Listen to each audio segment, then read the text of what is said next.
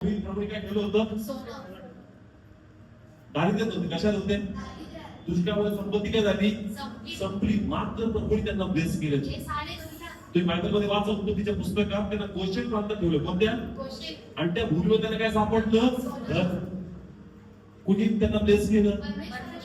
परमेश्वर तुम्हाला निसर्गामध्ये पण ब्लेस करू शकतो.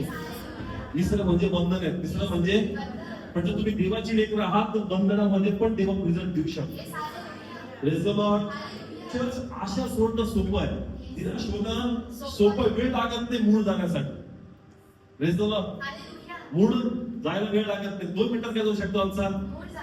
2 मिनिटात आमचं जे आनंद येतो पण त्या स्थितीमध्ये टिकवणं, स्वतःला पुढे देणं याने प्रभू करणार. तिथं देवा कळतोच.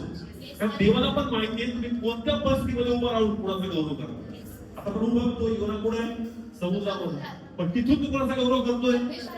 मी तुझा नवस फेडणार. वाचत घर पहिले पण त्याला गळ घालते. कोणाला? मी तुझं काय फेडणार. त्यासाठी तुला मला वाचावं लागेल. Praise the Lord. आम्हाला जमलं पाहिजे का ते मला कसं इम्प्रेस करता आलं पाहिजे. Praise the Lord.